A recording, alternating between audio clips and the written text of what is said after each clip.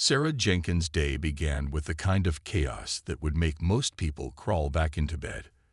At 5 a.m., her 13-year-old daughter Amara's wheezing jolted her awake, the familiar sound of an impending asthma attack tightening Sarah's own chest.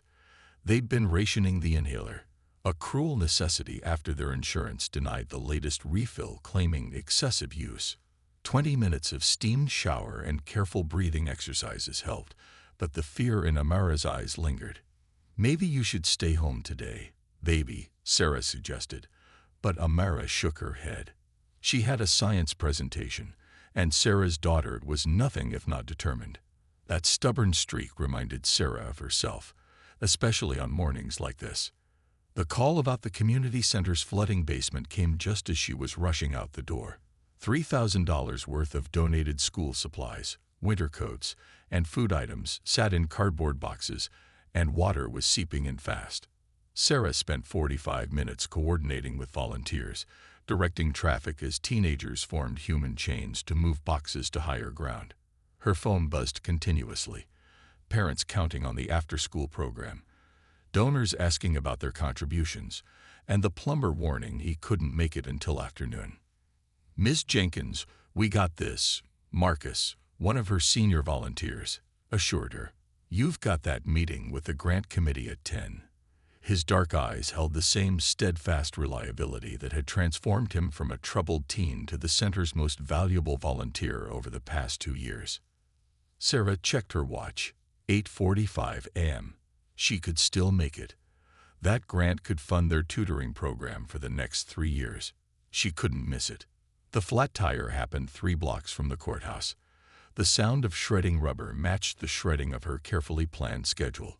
Sarah changed the tire herself, her good blazer getting streaked with dirt, her hands burning from the rough metal of the jack. Each passing car sprayed morning dew from the road, adding insult to injury. By the time she rushed into traffic courtroom 237, her perfect twist-out was fighting the humidity. Her blazer was stained, and her stockings had a run from ankle to knee. But it was the expression on Judge William Harrison's face that really made her blood pressure spike, that barely concealed look of disdain as she tried to explain about the stop sign. "Your Honor, I completely understand the violation, but there were extenuating circumstances. My daughter was having an asthma attack, and I—" "Ms. Jenkins," Harrison cut her off, peering over his wire-rimmed glasses with the practiced weariness of a man who'd heard every excuse in the book. "A rolling stop is a rolling stop. The law doesn't make exceptions for being in a hurry."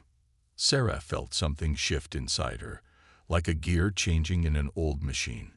She looked around the courtroom, at the tired mothers bouncing fussy babies, the elderly man counting crumpled bills, the teenager in his McDonald's uniform, probably missing his shift to be here, all of them waiting for their turn at justice, or whatever passed for it in room 237.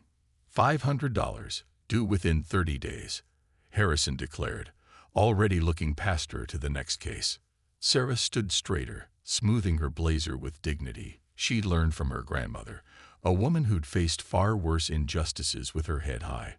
"One day, Your Honor, you'll understand what it means to really see people. Not just cases, not just docket numbers, but people." Harrison's gavel froze midair. For a moment, their eyes locked, his startled, hers unwavering. The courtroom held its breath. "Are you contempt of court, Ms. Jenkins?" Harrison's voice held a warning. "No, Your Honor," Sarah replied softly, but her voice carried to every corner of the suddenly silent room. "I'm in contempt of injustice. There's a difference. I hope one day you learn it." She turned and walked out, head high, leaving behind a murmur of whispers and a judge who, for the first time in 20 years, found himself speechless behind his bench. Outside, her phone buzzed again, the grant committee wondering where she was. Sarah straightened her blazer once more. She had work to do, and no judge's gavel was going to stop her. Judge William Harrison's Tudor-style home had always been his sanctuary after long days on the bench. But tonight, as he pushed open the heavy wooden door, his daughter Emma's voice shattered the usual peace. echoing from the kitchen. This is exactly what Ms. Rodriguez was talking about. Emma's words carried that particular teenage intensity that made Harrison's temples throb. You can't just ignore systemic problems because they make you uncomfortable. Harrison found his 17-year-old daughter at the kitchen island, laptop open, her dark hair falling forward as she hunched over what appeared to be schoolwork. His wife Catherine sat across from her, that familiar look of diplomatic neutrality on her face, the same expression she'd worn through countless dinner debates. "Rough day?" Catherine asked, sliding him his usual evening coffee. Before he could answer, Emma spun on her stool. "Dad, you're a judge. Tell me honestly, do you ever think about implicit bias when you're making decisions?" Harrison loosened his tie. Buying time. The girl from traffic court that morning flashed through his mind. Her dignity, her defiance. He pushed the memory aside. "Emma, I follow the law. It's not about bias. It's about rules and consequences." "Right." Emma scoffed, turning her laptop around. "Like this? Our social justice class is analyzing local court records. Did you know that in your district, black defendants are 3 times more likely to receive maximum fines for traffic violations than white defendants with the same offense?" The coffee turned bitter in Harrison's mouth. "Statistics can be manipulated, Emma. You need to consider." The TV in the corner, usually background noise during dinner prep, suddenly commanded everyone's attention. Local activist Sarah Jenkins receives the Governor's Excellence Award for her groundbreaking work in youth intervention programs. Harrison's coffee cup clattered against the counter. There she was, the woman from his courtroom, but transformed. Gone was the harried, disheveled appearance. Sarah Jenkins stood at a podium, confident in a deep purple suit, addressing a packed auditorium. "Our community center has reduced juvenile crime rates by 50%. Sarah's voice filled the kitchen. "But numbers don't tell the whole story. Every child we help is a future change, a cycle broken. Sometimes, all it takes is one person willing to look past assumptions and really see the potential in another human being." The report continued, detailing Sarah's decade of work, the after-school programs she'd built from nothing, the mentorship initiatives, the college preparation courses for underprivileged youth. Images flashed across the screen. Sarah surrounded by smiling teenagers, Sarah shaking hands with the mayor, Sarah receiving awards for community service. "Wait," Emma's voice cut through Harrison's stunned silence.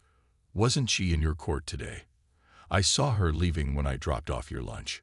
Catherine's eyes shifted between her husband and the TV. After 23 years of marriage, she could read the guilt in his posture. "Dad," Emma pressed. "What happened?" Harrison watched the screen as Sarah hugged a teenage boy, the reporter explaining how this former gang member was now headed to college on a full scholarship, thanks to her program.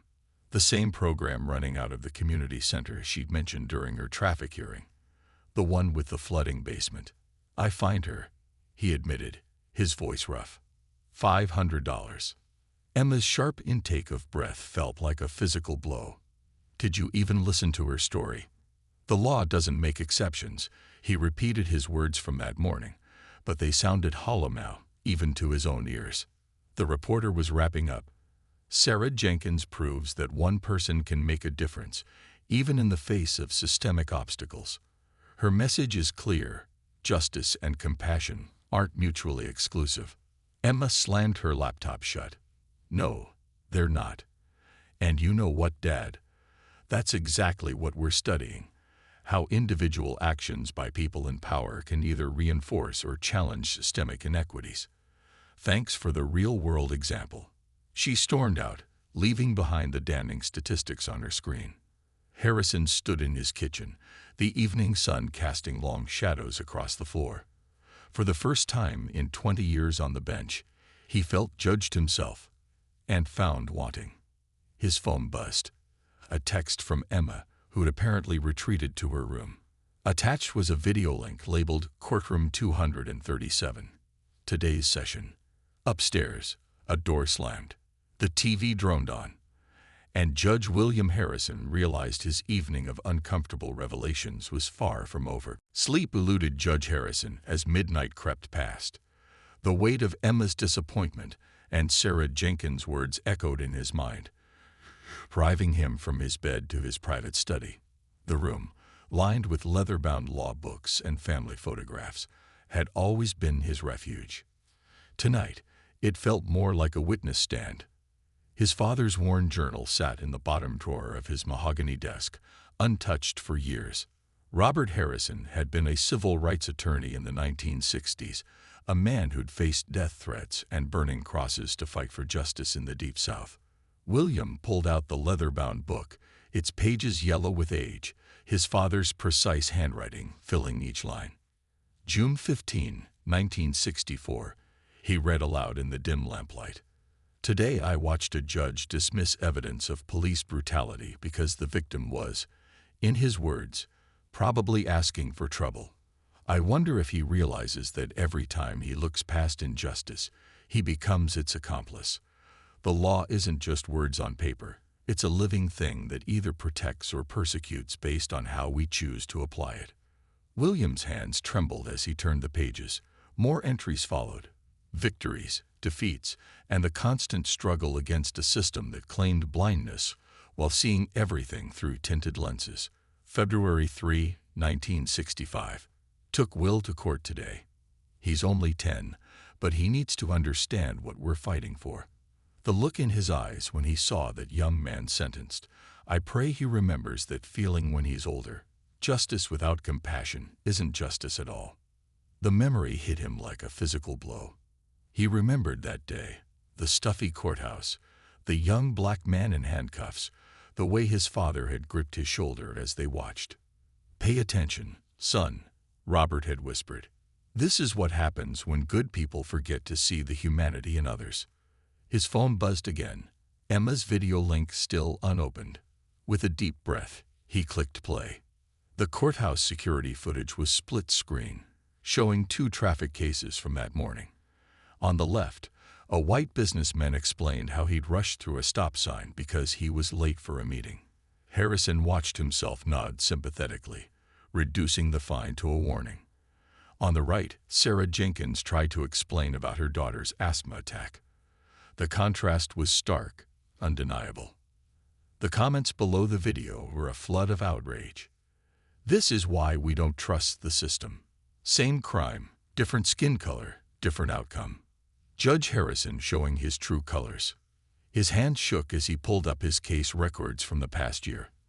The patterns emerged like accusations: higher fines for minorities, fewer reduced sentences, less patience with explanations. He prided himself on being fair and objective, but the numbers told a different story. A new text from Emma appeared. "Dad, I'm sorry if I was harsh earlier, but you taught me to stand up for what's right. Remember when I was 12 and you explained why Lady Justice wears a blindfold?" Another memory surfaced.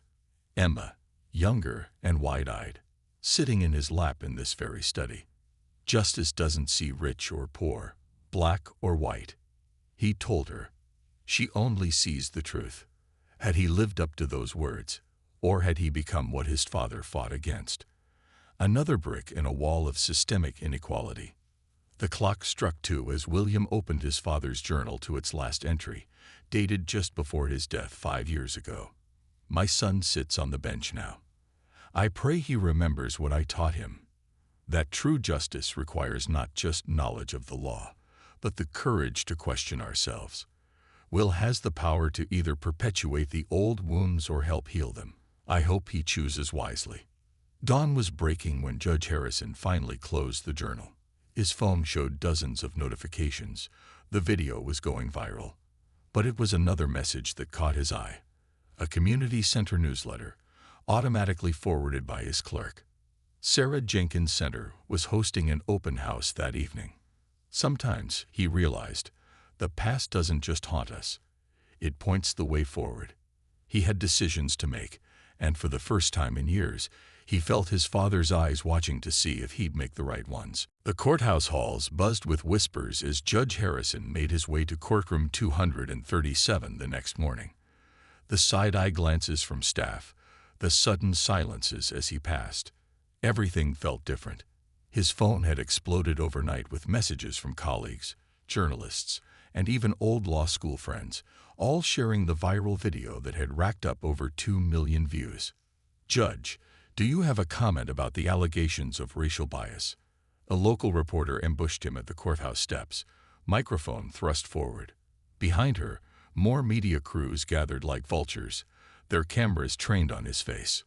"No comment at this time," he managed, his usual commanding presence feeling like a poorly fitting coat. His clerk, Jenny Martins, rushed to his rescue, clearing a path through the crowd. Once inside his chambers, Jenny closed the door and turned to face him. In 15 years working together, she'd never looked at him quite this way. Part disappointment, part concern. "The Chief Justice called," she said quietly. "Twice, and the Bar Association is requesting a formal review of your recent cases." Harrison sank into his chair, the leather creaking under his weight. "Pull them all, Jenny. Every case from the past year. Traffic violations, minor offenses, everything." "Already did."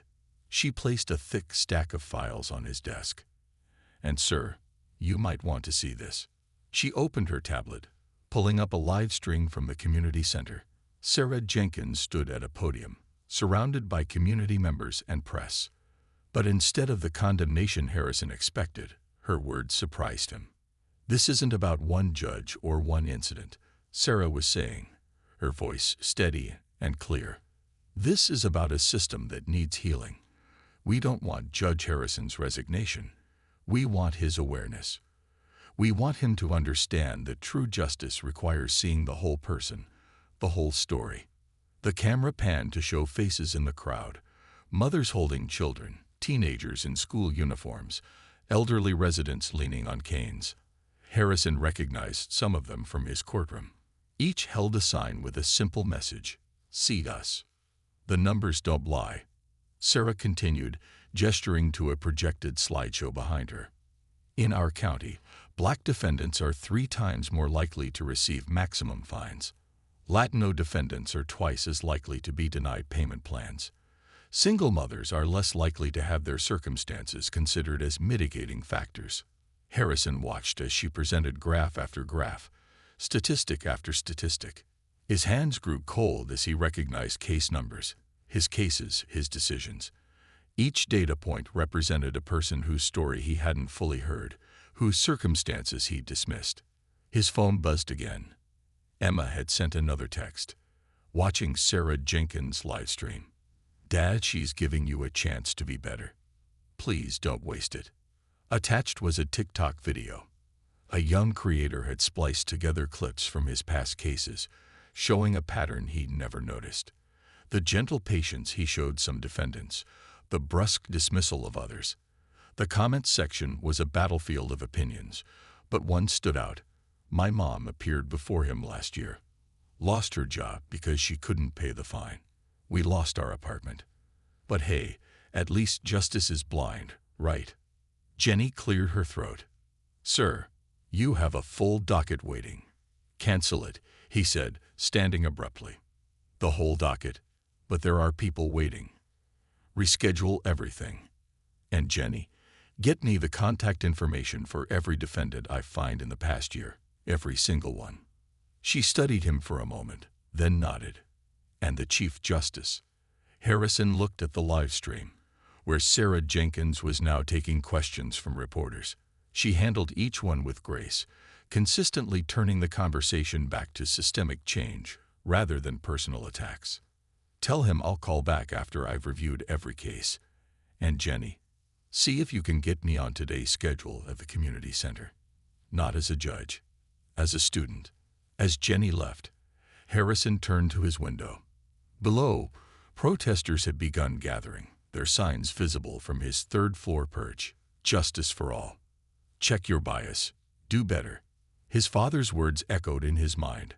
Justice without compassion isn't justice at all. Social media had made him viral, but Sarah Jenkins had given him something far more valuable: a chance at redemption.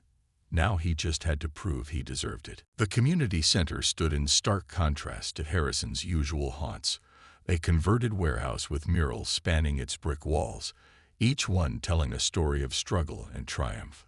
He parked his Mercedes around the corner, trying to be inconspicuous, but feeling as out of place as a penguin in the desert. Thunder rumbled overhead as he approached the entrance. A group of teenagers sat on the steps, huddled over textbooks. One looked up, eyes widening in recognition.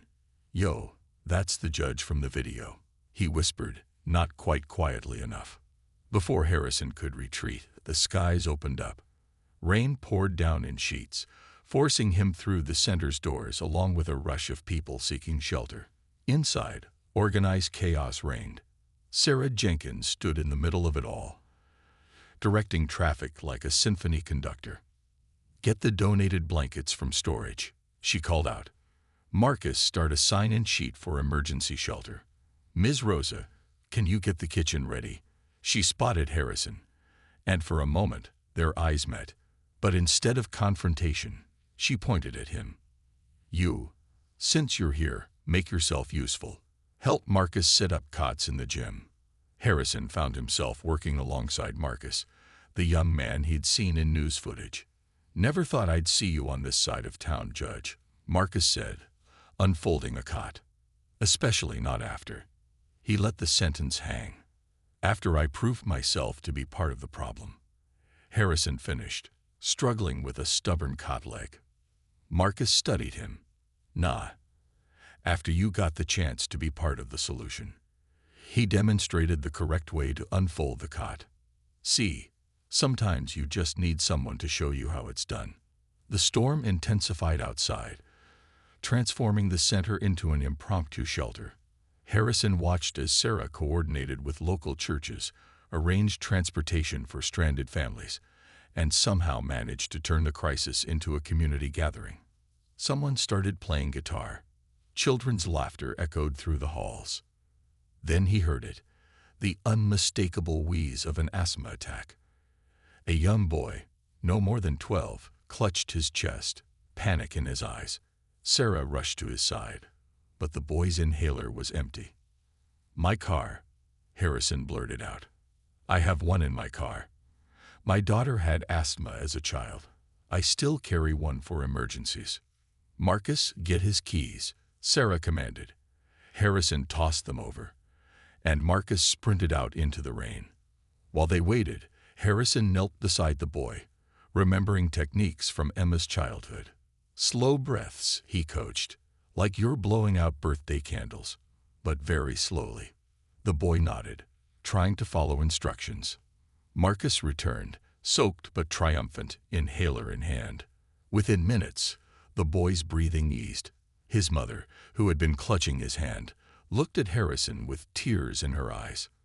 "Thank you," she whispered. "The insurance company. They only cover one inhaler a month." "I know," Sarah said softly. "Same thing happened to my Amara." She turned to Harrison. "That's what I was trying to tell you in court. She needed her inhaler that morning." The weight of his dismissal that day crashed over Harrison.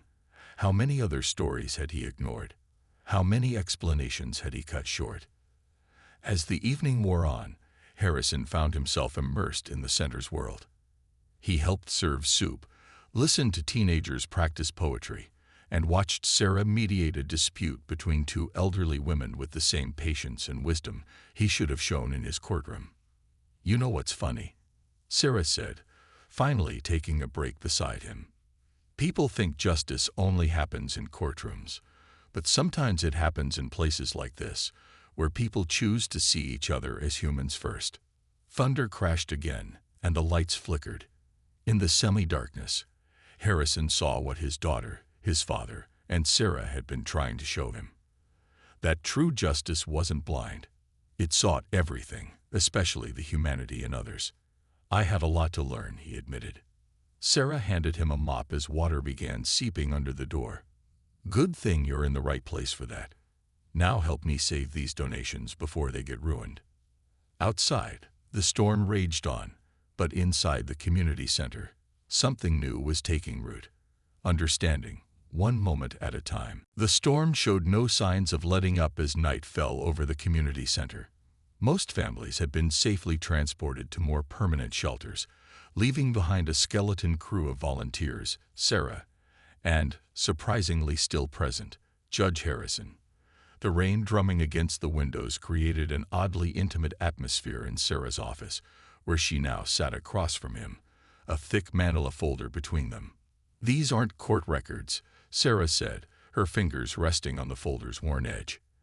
"These are the stories behind the cases, the ones you never got to hear." She opened it, pulling out a photograph of a woman holding 2 children. "Remember Regina Thompson? 3 months ago, you fined her $350 for an expired registration." Harrison's judicial memory kicked in. She had multiple violations. She was living in her car. Sarah cut him off, her voice firm but not unkempt. "These 2 boys, they were doing their homework by smartphone light in the back seat every night. That $350 could have been first month's rent on an apartment. Instead," she pulled out another photo, the same woman, but now only 1 child in the frame. "What happened to the other boy?" Harrison asked, though something in his gut told him he didn't want to know. "Foster care," Sarah replied. "Regina couldn't maintain stable housing, which violated her custody agreement. 1 fine, Judge Harrison. 1 fine set off a domino effect that split up a family." Thunder crashed outside as Sarah continued pulling out files. Harrison recognized face after face, people who'd stood before him, people he'd sentenced according to the letter of the law, while missing the story of their lives entirely. "Marcus Martinez, the young man who helped you earlier. 3 years ago, another judge just like you gave his mother a choice between paying a fine or missing work to do community service. She chose the fine. Couldn't pay rent that month. They ended up here, in our shelter program." Harrison's throat felt dry. "But Marcus, he's doing so well now."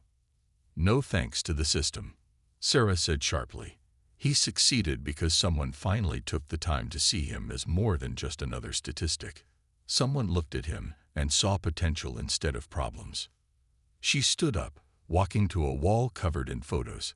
Smiling graduates, families holding keys to new homes, proud faces in workforce uniforms. Every one of these success stories happened in spite of the system, not because of it. "Do you know what the common thread is in most cases of recidivism in our community?" Harrison thought about his case files, the repeat offenders, lack of remorse. Sarah's laugh held no humor. "Fines. Simple fines that snowball into driver's license suspensions, which lead to more fines for driving without a license, which lead to job losses, which lead to desperate choices. It's a cycle that starts with someone like you, looking down from that bench, seeing cases instead of causes." She returned to her desk, pulling out one final file. "This one's special." She slid it across to him. Harrison opened it and felt his heart stop.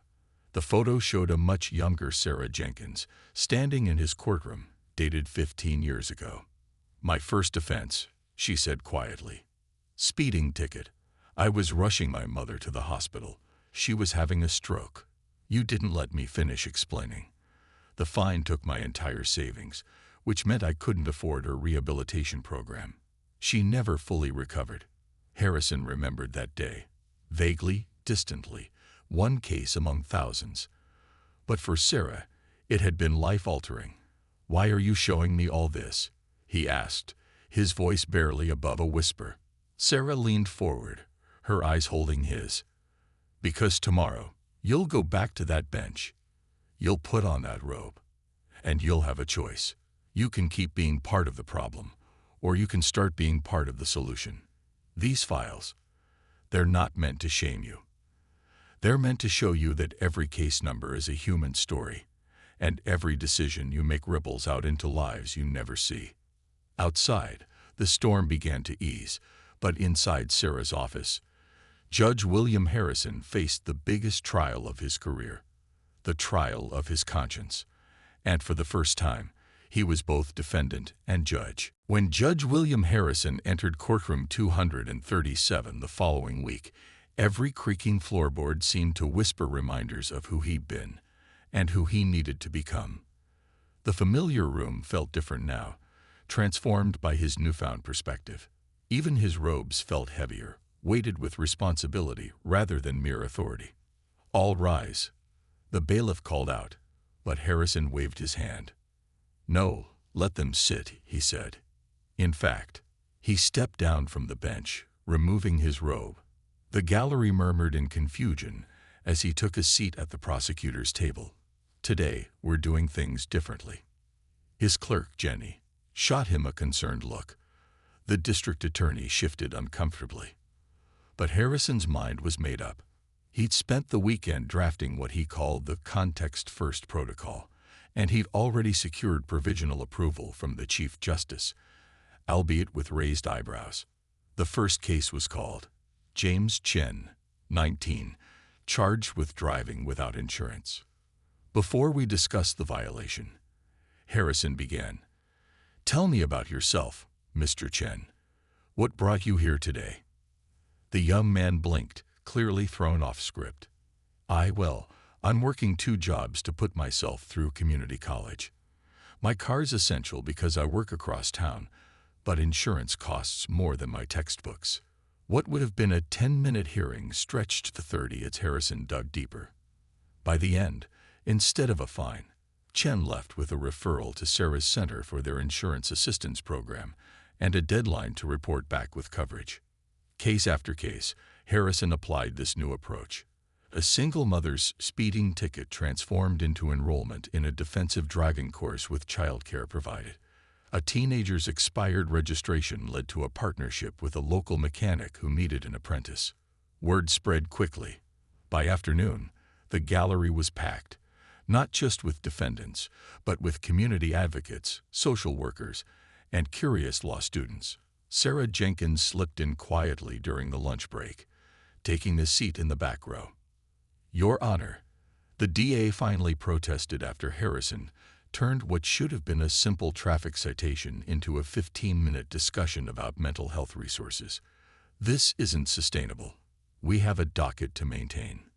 Harrison looked at the growing stack of files on his desk, then at the faces in his courtroom. Faces he was really seeing for the first time. "Mr. Peterson, what's sustainable about a system that creates more problems than it solves? What's efficient about fines that lead to job losses that lead to more violations?" He stood, addressing the entire courtroom. "For 20 years, I've been treating symptoms while ignoring causes. That ends today. Yes, there are laws to uphold, but there are also lives to consider. If that means longer days and fewer cases, so be it." A young public defender raised her hand tentatively. "Your Honor, I have a client who missed his hearing last week because his daughter was in the hospital. Under the old system." "Bring him in," Harrison interrupted, "and bring his hospital documentation. We'll hear him today." By day's end, Harrison's unconventional approach had caught fire. Jenny showed him the local news website. "Judge Revolutionizes Traffic Court," blazed across the headlines. Below it, a quote from Sarah Jenkins. "This is what justice looks like when it remembers its humanity." His phone buzzed with a text from Emma. "Dad, you're trending on Twitter again. But this time in a good way. #JusticeWithCompassion." As Harrison packed up his briefcase, Sarah approached the bench. "You know this won't be easy," she said. "The system doesn't like change." "No," he agreed, "but maybe it needs it." He pulled out a draft proposal from his desk. "I want to establish a community advisory board for the court. People who can help us understand the real impact of our decisions. Will you help?" Sarah smiled, picking up his discarded robe from the chair. "On one condition," she said, holding it out to him. "Keep wearing this, not as a symbol of authority, but as a reminder of responsibility. The power to change lives works both ways." Outside room 237, the last rays of sunset painted the courthouse walls golden. Change, Harrison realized, wasn't just about new protocols or programs. It was about transforming not just a system, but the hearts and minds within it. starting with his own. 6 months later, the line outside courtroom 237 stretched down the courthouse hallway. Not because of a backlog of cases, though Harrison's context-first approach did take longer, but because his courtroom had become a sort of legal pilgrimage site. Today, judges from across the country filled the gallery, notebooks in hand, watching what the Washington Post had dubbed the Compassion Court in action. "Next case," Harrison called. Adjusting his reading glasses, the room hushed as a familiar face approached, Marcus Martins, though not as a defendant. "Your Honor," Marcus began, standing tall in a crisp blue suit, "I'm here representing the Community Justice Initiative. We've prepared a 6-month impact report on your new protocols." Harrison nodded, remembering the teenager who taught him how to unfold cots during the storm. Now Marcus stood before him as the program's first paralegal intern, his law school acceptance letter already framed in Sarah's office. "The numbers don't lie," Marcus continued, displaying his charts on the courtroom screen. "Recidivism rates down 60%, employment stability up 45% among defendants. And here's the most interesting part. Total revenue actually increased once we implemented the sliding scale fine system and flexible payment plans." From the gallery, Sarah Jenkins watched with quiet pride. Her community center had become an official court partner, providing resources and support for Harrison's alternative sentencing programs. The flood-prone basement was now a legal aid clinic, staffed by volunteer attorneys and law students.